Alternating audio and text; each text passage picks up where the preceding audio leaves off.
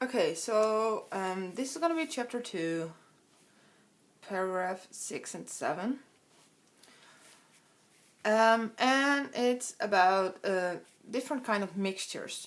First, to begin with, a mixture is two or more substances. A substance in Dutch is called a stof, and it's, for example, sugar or water.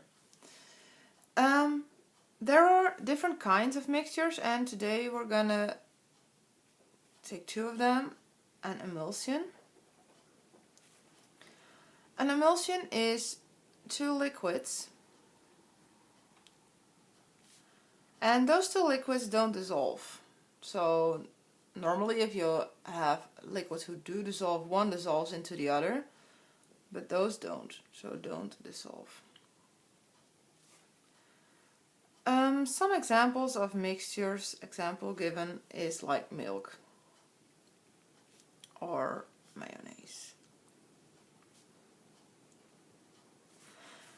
You can recognize an emulsion because it's cloudy / not clear. Which means that you basically cannot see right through it. Like tea you can, water you can, but an emulsion like milk you cannot see through it. So it's cloudy or not clear. Another kind of mixture is a solution.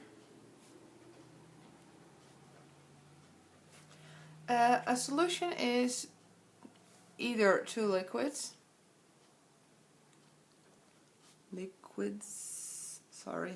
or a solid plus liquid,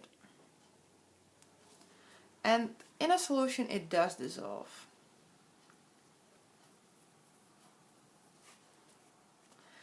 So one of the substances dissolves into the other one, so it does dissolve. Examples of solutions are like a lot, but for example tea, or beer, of course, because beer is like sugar, water and alcohol, or for example methylated spirits, the blue stuff you used, or coffee, anything that is clear, because you can recognize a solution because it is clear / not cloudy. Cloudy in Dutch is called troebel.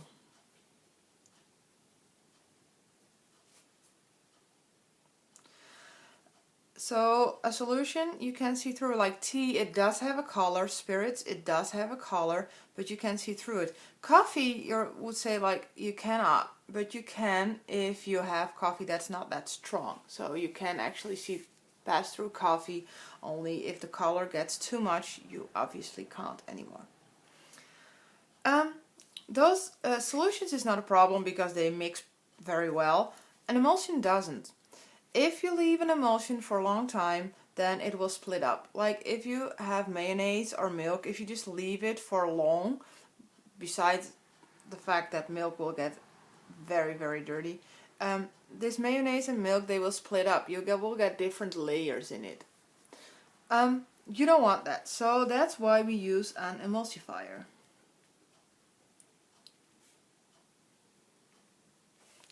An emulsifier is basically a substance that helps mix.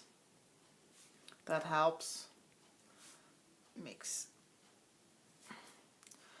helps mix like those two liquids that we have here.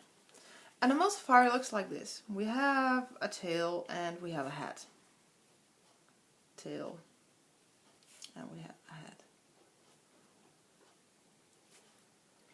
This tail is hydrophobic and the head is hydrophilic. Hydro means water and phobic means that you're afraid of something. So this basically is afraid of water.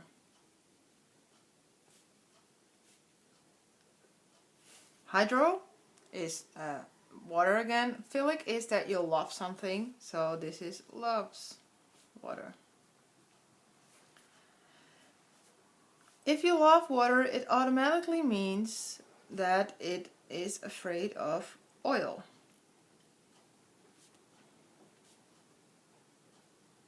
Same counts for this. If it's afraid of water, it does loves oil.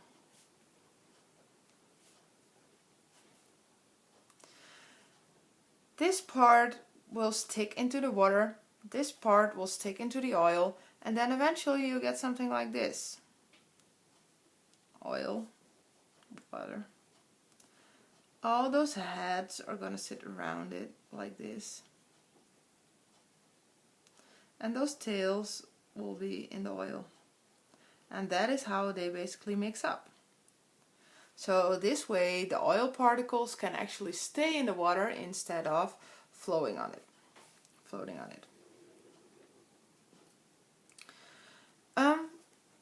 There's something else that you need to know about cleaning, and it's about acidity. In Dutch it's called zuurtegraad. And it's measured by pH.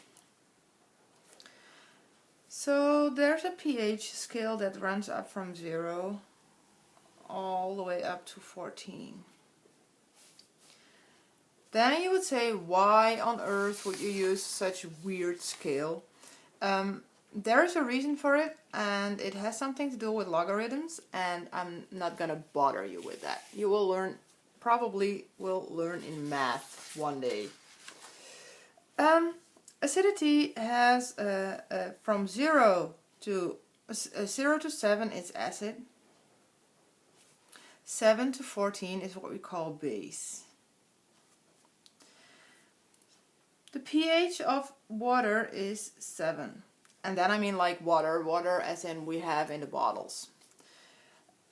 For example, a very base solution is drain cleaner.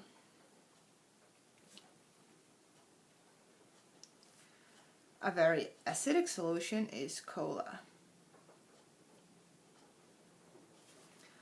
You don't want to know the acidity of cola when you drink it, actually. Okay, so there are some other substances that are slightly basic, like milk, or slightly acidic, like blood. There are all different things here in between, like vinegar, for example, which we also use to clean, is acidic. Those stuff, the acids and bases are used a lot for cleaning, even though you probably don't know. A drain cleaner is obvious that it's used for cleaning. Vinegar can be used for cleaning too. An acid as a cleaning agent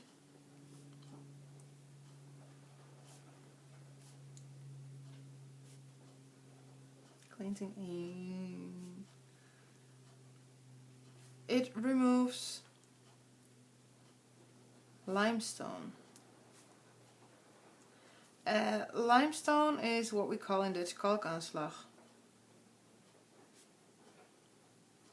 So if you want to remove limestone, you use some kind of acidic substance. Then a base as cleansing agent. It removes fat.